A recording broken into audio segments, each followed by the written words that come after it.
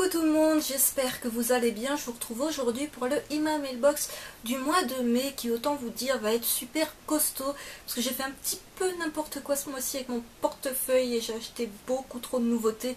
C'est pour ça que je vous disais dans une de mes dernières découvertes manga que j'allais mettre un méga frein à partir du mois de juin, donc à partir de ce mois-ci, parce que voilà, j'ai commencé plein de trucs, des trucs vraiment bien, mais trop de trucs et je m'en sors plus trop niveau série en cours, tout ça. Donc j'attends de terminer un max de séries avant de commencer vraiment plein d'autres choses. Autant vous dire, ça va durer 2 heures, donc vraiment prenez-vous un bon paquet de popcorn et installez-vous bien. Donc je commence avec les séries plus ou moins prévues, sorties ce mois-ci, enfin voilà, qui ont débuté ce mois-ci et ce mois-ci, enfin mois de mai, parce que je me demande le mois de juin, bref vous avez compris. Et donc voilà, il y a tout ça. Je commence avec Attache-moi de Ryuta Amasume, c'est publié chez Pika dans leur collection Senpai. Donc là c'est un seinen de genre érotique tranche de vie. Il n'y a pas de romance, j'ai toujours envie de dire romance tranche de vie, non c'est érotique tranche de vie. Il y a toujours, c'est toujours en cours au Japon avec déjà 12 tomes de parus. En France le tome 2 est prévu pour Japan Expo. Donc qu'est-ce que j'ai pensé de ceci? Eh bien j'ai beaucoup aimé, j'étais très sceptique, surtout par ce petit logo moins 18, je me suis dit oulala, eh bien non, pas oulala du tout, enfin d'accord, hein, les plus petits, les plus jeunes qui regardez cette vidéo, non vous n'êtes pas concernés par ce titre. Les moins jeunes, oui, enfin franchement ça m'a pas tant choqué que ça, j'ai lu pire. Je vous montre quand même un petit peu les dessins pour ceux qui n'auraient pas vu la découverte manga. Donc oui, c'est très osé, c'est pas non plus comme je dis à mettre 33 toutes les mains, mais franchement ça va, c'est drôle, le scénario est assez prenant. Donc voilà un titre que je vais arrêter de dire que je conseille parce que sinon vous allez vous retrouver avec une liste d'achats pas possible. Je continue avec Mr. Nobody de Gutanabe, c'est publié chez Doki Doki. Là c'est un seinen suspense thriller en 3 tomes dont le tome 2 sort cette semaine et le tome 3 est prévu pour septembre. Donc là, je partais super intéressée sur l'œuvre et j'étais un petit peu déçue parce que j'ai pas accroché au dessin. L'ambiance, enfin, c'est très sombre, mais c'est très flou, on comprend pas grand chose. Ça sert à l'histoire, certes, mais moi, quand on comprend pas grand chose, au bout d'un moment, on me perd un petit peu. Et voilà, ce qui fait que ça n'a pas été un gros coup de cœur. C'est une lecture que je conseille plus vraiment aux fans de polar qui ont l'habitude de lire du polar et qui sont amateurs de ce genre d'histoire. Ensuite, Les Torches d'Archilon. J'ai pas résolu l'affaire de comment que ça se prononce depuis ma découverte manga. Donc c'est de Michael Almodovar et c'est publié chez Akata. Oui, alors Akata, je tiens à le dire, m'a totalement ruiné ce mois-ci niveau nouveautés. Mais peu importe, les 3 nouveautés ont été 3 très bonnes nouveautés. Donc c'est un global manga, comprend le manga 100% made in France, donc du manfra. Et ça m'a clairement réconcilié avec le genre manfra dont j'étais totalement dégoûtée depuis ma lecture de Catacombes. Vous allez dire, mais t'as été traumatisé par ce manga, c'est pas possible. Mais oui, mais vraiment, mais lisez-le. Vous comprendrez pourquoi ça peut vous dégoûter de lire du manga français. Les Torches d'Archilon, Les Torches. Vraiment un manfra que j'ai adoré, un univers héroïque fantasy mais fabuleux. Voilà, c'est vraiment un dessin magnifique. Je vous ai pas montré le dessin de Mr. Nobody, bon c'est pas très grave, il manque pas grand chose. Là je vous montre, c'est vraiment, mais waouh quoi. Waouh, j'adore le chara design des personnages, l'univers, l'humour, c'est vraiment super. C'est un sens de lecture français par contre. Bon, bref. Vraiment une très bonne série, il n'y a pas de date encore pour le tome 2, on sait juste que le premier cycle fera 4 tomes. Donc voilà, j'ai vraiment hâte qu'il y ait une date pour le tome 2, c'est vraiment une série que j'ai adorée. Enfin, tome 1 que j'ai adoré du moins. Ensuite, La Tour Fantôme de Taro Nogizaka, c'est publié chez Glénat. Donc là, c'est un seinen suspense fantastique qui compte 7 tomes toujours en cours au Japon. Le tome 3, oui, parce qu'on a eu déjà les 2 premiers tomes. Le tome 3 est prévu pour le 2 juillet, le tome 4 pour le 17 septembre. Oui. Le tome 1, je crois que ce tome 1 il était sorti en mars ou en avril. J'ai pris le train en route moi, mais j'ai attendu que le tome 2 sorte quasiment pour acheter le tome 1. Je me suis dit, ouais, 2 tomes à lire dans le même mois. Je vous en ai parlé des 2 tomes dans de précédentes vidéos, donc je vais pas trop m'étaler dessus, mais c'est vraiment un seinen que j'ai beaucoup aimé, vraiment super original.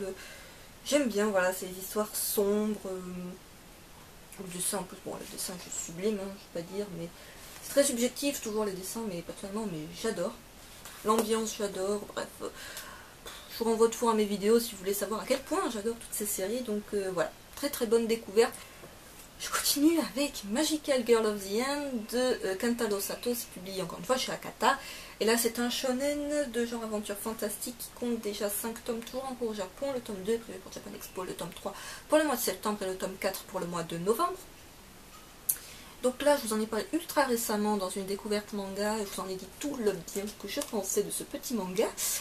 D'ailleurs Akata a été super sympathique sur Facebook de partager ma vidéo sur leur page. Voilà, je trouvais ça sympa, même si ok je leur fais un petit coup de pub. Ok.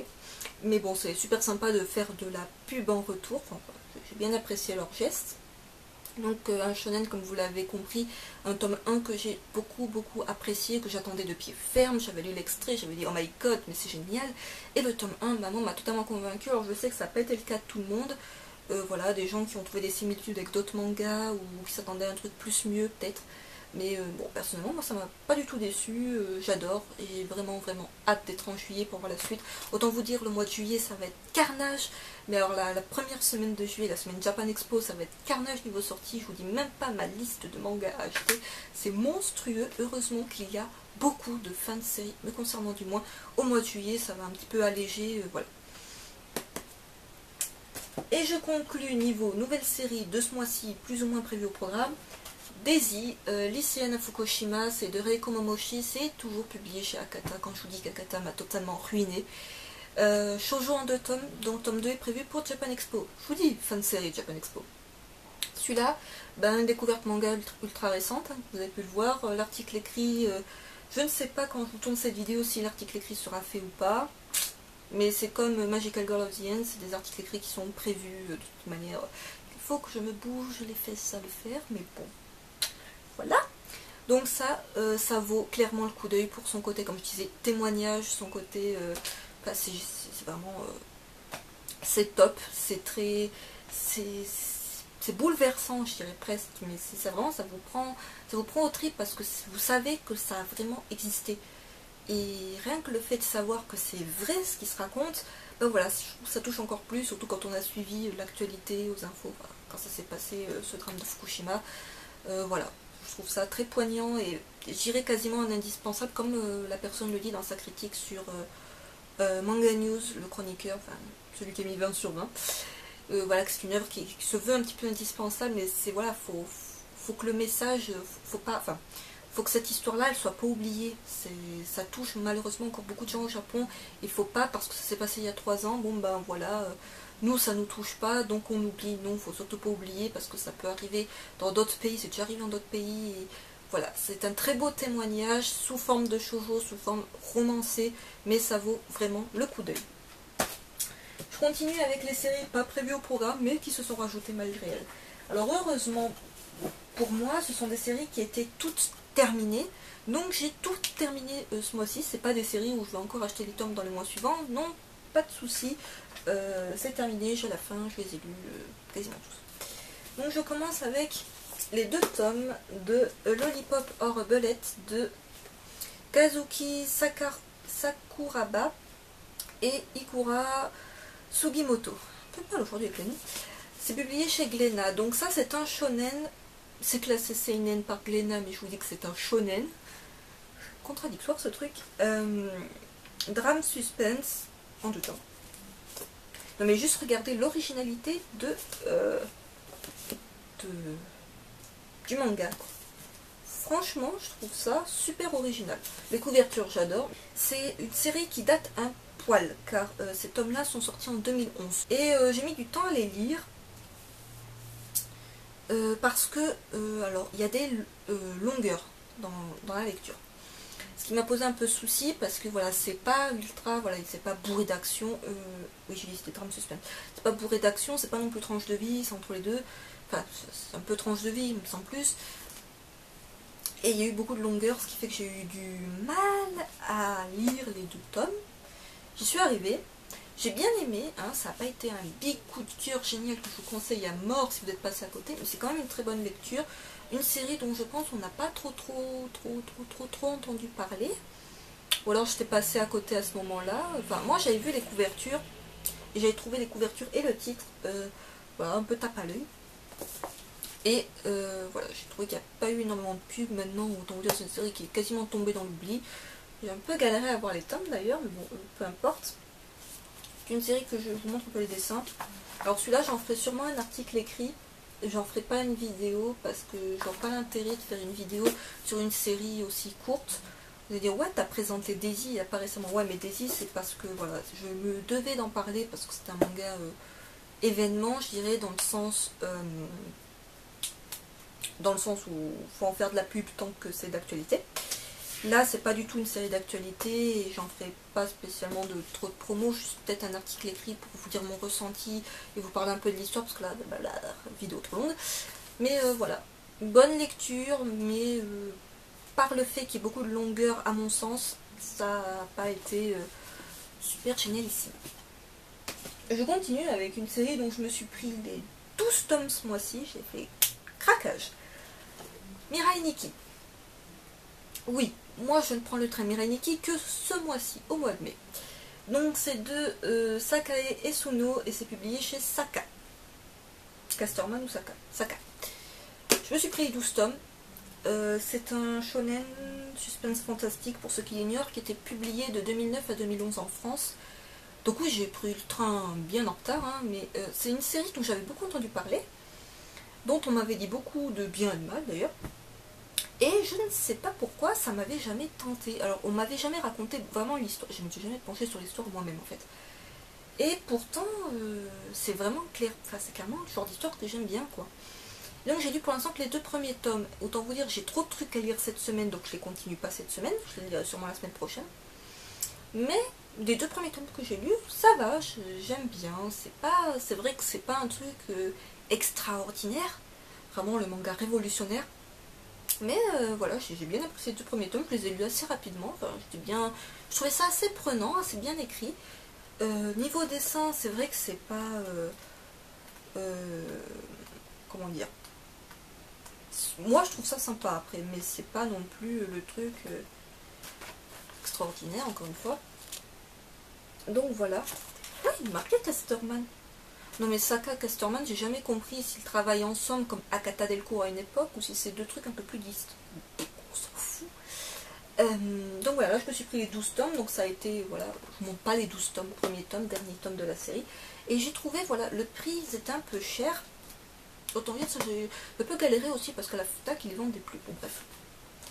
Mais je trouvais les tomes super épais en fait. Donc je me dis, ça va pour le prix. Bon, il n'y a pas de page couleur.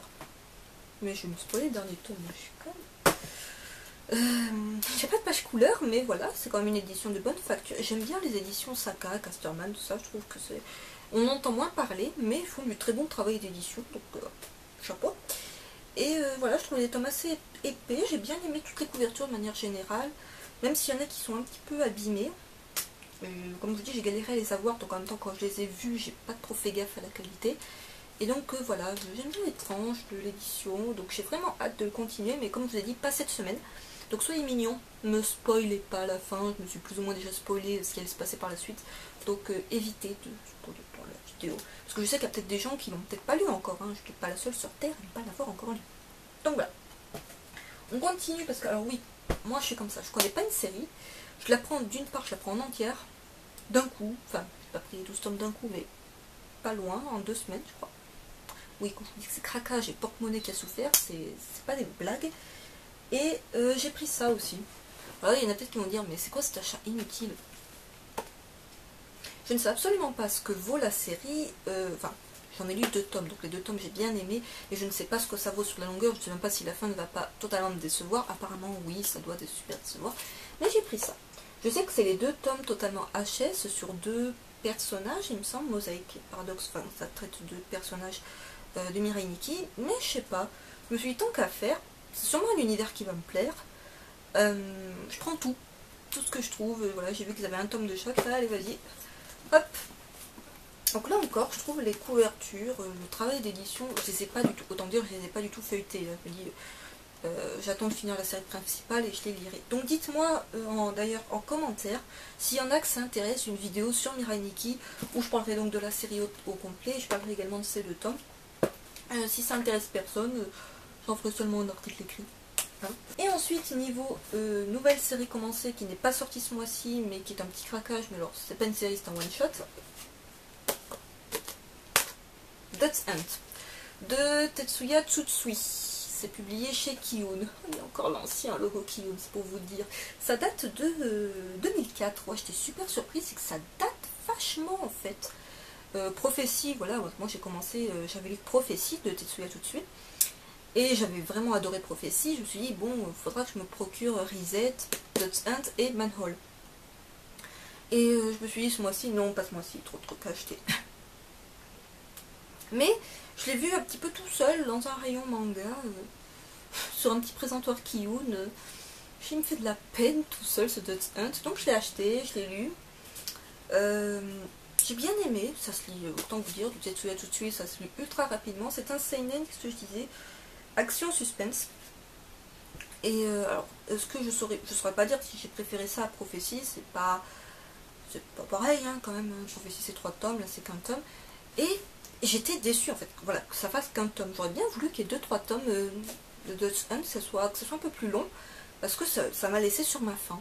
J'ai bien aimé du début à la fin, je veux dire, c'est pas bâclé, on s'ennuie pas, c'est bien foutu, mais un peu deg qu'il y ait qu'un tome finalement. Donc je vous montre niveau dessin, c'est toujours un dessin qui se veut un peu réaliste, que j'aime bien, j'avais déjà beaucoup aimé dans Prophétie. Donc voilà, de toute manière, c'est Kiun, travail d'édition impeccable, donc voilà. Un titre de Tetsuya Tsutsui que je ne regrette absolument pas d'avoir acheté, et concernant Manhole et Reset, ben je ne sais pas du tout quand est-ce que je vais me les procurer, je ne les ai pas vus en rayon récemment, parce que ça commence à dater finalement un petit peu, mais bon voilà, c'est sur la liste d'achat, quoi qu'il arrive. Je conclus niveau manga avec la seule fin de série que j'ai eue ce mois-ci, que je n'ai pas lu. Alors encore une fois, ne me spoilez pas la fin si vous l'avez lu, hein. Soyez mignons. Tout autre registre, je parle de trucs ultra sombres, et je repars. Merci. Et je repars sur du shoujo, mais romantique à mort, shoujoesque à mort, mais dégoulinant d'amour, de bons sentiments. Je sais que les garçons vont adorer. Donc Sailor Moon, Pretty Guardian Sailor Moon, le tome 12 de Naoko Takeuchi, et c'est publié chez Pika. Donc oui, c'est la réédition, vu que la précédente édition était publiée entre 95 et 98, et elle a été stoppée. C'est vieux, 95-98, ça me rajeunit pas tout ça.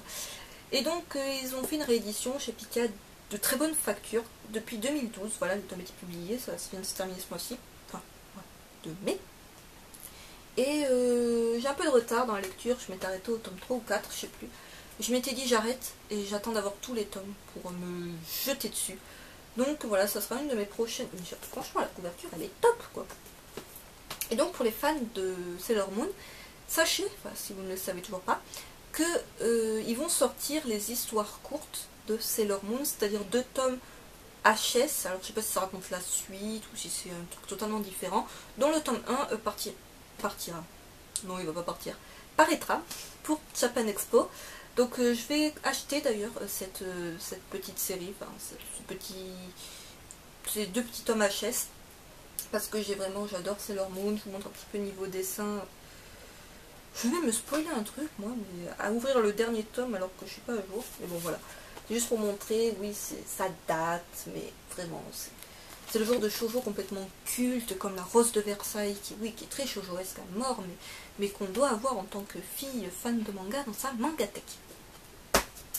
Donc voilà, au niveau manga j'ai terminé. Le Shikishi du mois de mai, c'était celui-ci. Donc jusqu'à ce que la mort nous sépare, until death to us part.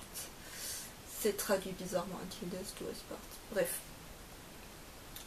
C'est un manga, autant vous dire que je connais de nom, de réputation, que j'ai jamais ouvert, que j'ai jamais lu, et que j'achèterai pas, parce qu'il y a trop de tomes, toujours en cours il me semble, et donc non. C'est peut-être super génial, vous allez peut-être me dire que je passe à côté d'un truc super top, mais non. Par contre le Shikishi je le trouve vraiment sublime.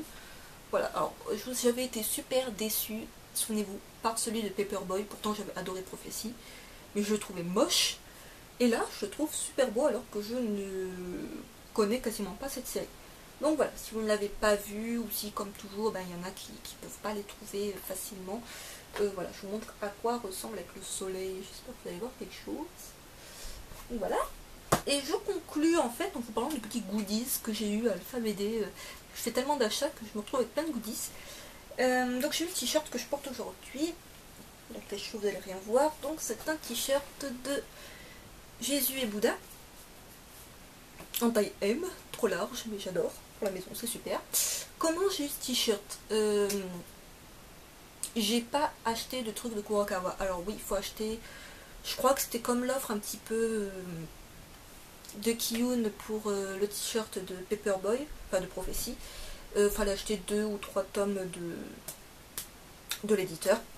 Sauf que moi, ben non, juste je suis allée à Alpha BD, je l'ai encore vidé ses rayons de tout ce qui est Mirai Nikki, tout ce qui est nouveauté, je prends chez lui quoi. Et il me dit le t-shirt, tu l'as eu? Ah non, je peux le t-shirt. Ah, je veux pas de t-shirt. Et en gros, je me retrouve avec tous les goodies sans acheter spécialement ce qui va avec pour avoir les goodies, mais bon, je reprends tellement de trucs en même temps. Voilà! Et j'ai eu ceci. Vous allez dire, bouh, ça fait fille. Mais j'adore Maid Sama, ok, alors on crache pas dessus. C'est un. Je sais pas de conneries. C'est un marque-page. Oui. Alors là, on ne voit pas bien, mais c'est un marque-page. Voilà, là, vous comprenez mieux. Un peu magnétique, en métal. Super beau. Je sais pas si vous allez bien voir. Vous avez ça qui pendouille. Voilà. Je trouve ça, mais trop mignon. Trop mignon. Enfin, vraiment, j'ai adoré. Voilà, c'est pareil, j'avais le choix entre celui-là et Love Mission, dans des tons de bleu. Déjà, je préfère le rose, clairement. Girl Power rose. Et Love Mission, Love Mission. J'avais lu les 2-3 premiers tomes, j'ai dégoûté, donc j'ai arrêté la série. Alors que Maid Sama, j'attends avec grande impatience le 18e et dernier tome pour le mois d'août. C'est vraiment un jeu que j'adore. J'en parlerai peut-être quand il sera terminé d'ailleurs. J'en parlerai dessus dans ma mailbox du mois d'août. Et donc voilà, petit craquage, enfin c'est pas un craquage, c'est petit cadeau je dirais du mois, donc ceci et ceci. Donc je ne sais toujours pas si ce t-shirt est, je ne sais pas si vous allez bien voir en fait, est toujours disponible. Mais voilà. Ainsi s'achève ce mailbox super long, mais j'avais prévenu, il était un peu brouillon sur la fin, mais on s'en fout. Je vous dis à très vite. Bye.